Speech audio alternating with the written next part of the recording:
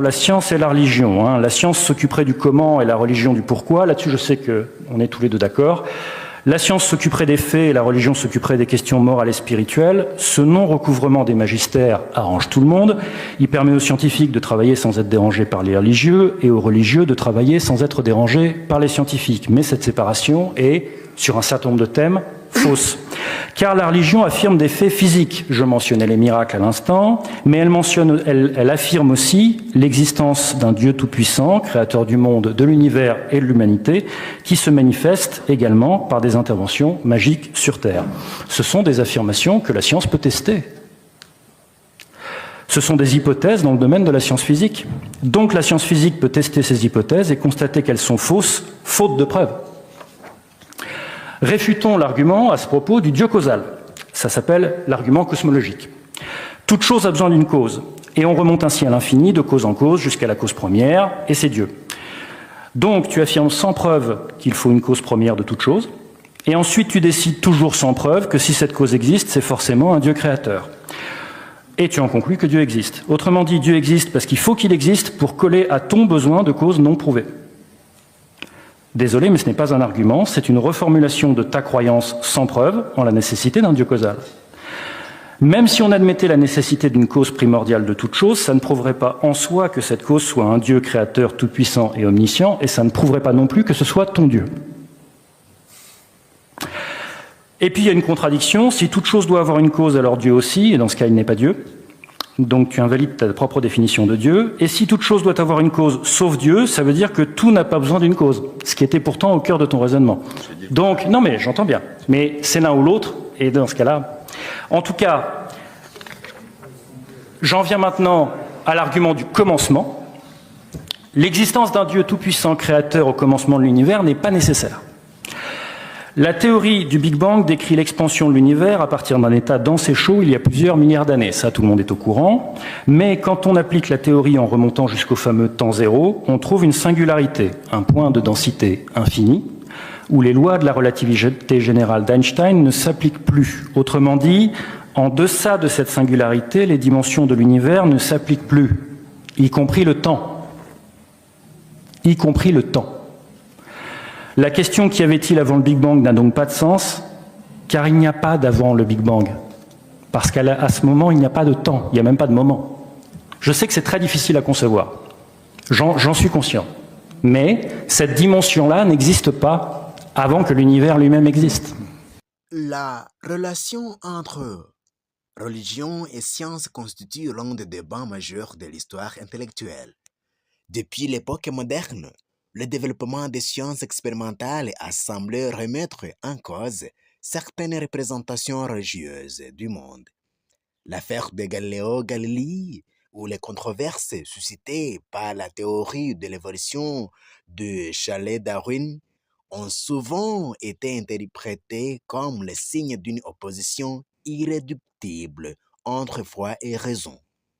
Dès lors, faut-il conclure que religion et science s'excluent nécessairement, ou bien le conflit apparent relève-t-il d'une confusion quant à leurs domaines respectifs?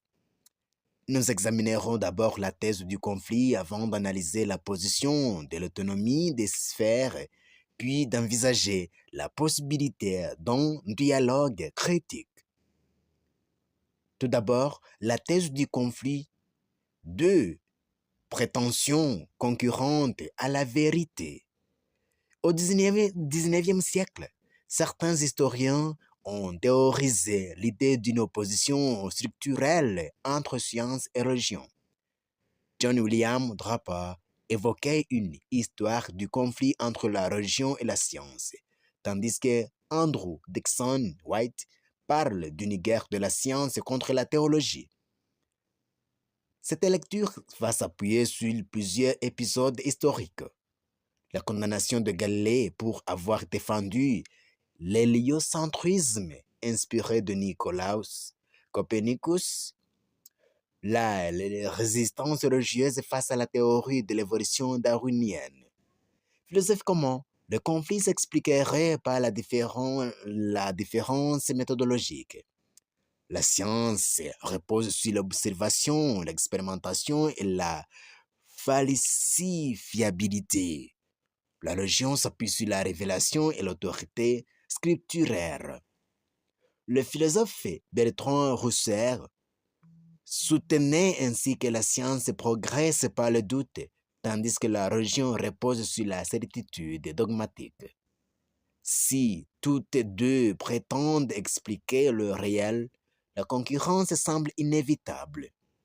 En deuxième lieu, la thèse de l'autonomie des ordres. Il y a deux ordres de discours distincts. Cependant, réduire l'histoire à un conflit permanent relève d'une simplification. Le biologiste Stephen Jay Gould a formulé le principe des magistères non recouvrants. Selon lui, la science traite des faits empiriques et du fonctionnement du monde naturel. La religion traite des valeurs, du sens et des finalités ultimes. Ainsi, il ne peut y avoir contradiction que si l'une prétend répondre aux questions de l'autre. Le physicien Albert Einstein exprimait une idée proche lorsqu'il écrivait « La science sans religion est boiteuse, la religion sans science est aveugle ». Einstein ne défendait pas une religion dogmatique, mais reconnaissait que la science ne saurait suffire à fonder une éthique ou un sens à l'existence. Vers une articulation critique, foi et raison en dialogue. Histoire comment nombre de savants furent également croyants. Par exemple, Isaac Newton considérait ses découvertes comme une manière de comprendre l'ordre divin de la création. Plus près de nous, George Lemaître, prêtre et astrophysicien, fut à l'origine de la théorie de l'expansion de l'univers.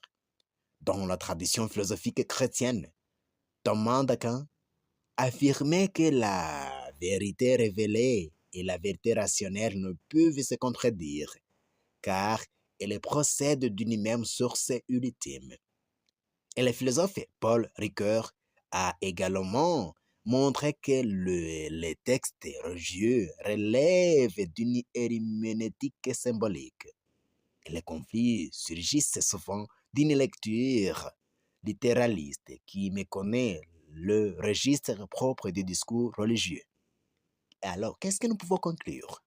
La thèse d'une exclusion mutuelle entre religion et science apparaît historiquement et philosophiquement excessive. Si des conflits ont existé et existent encore, ils tiennent souvent à des imputements méthodologiques ou à des interprétations rigides. La science vise l'explication causale et vérifiable des phénomènes. La religion interroge le sens, la valeur et la finalité de l'existence. Lorsqu'elles reconnaissent leurs limites respectives et ne s'annulent pas nécessairement, mais peuvent entrer dans un dialogue critique et fécond. Ainsi, loin d'une opposition absolue, la question contemporaine semble être celle d'une coexistence réfléchie, fondée sur la distinction des registres et le respect de l'autonomie de chacun. Merci d'avoir suivi et si vous avez des questions à poser, ce serait mieux de les mettre en commentaire. Et si vous avez quelque chose à ajouter, n'hésitez pas d'ajouter cela et surtout, n'oubliez pas de vous abonner, de partager avec les autres ce que vous trouvez ici et à nous revoir.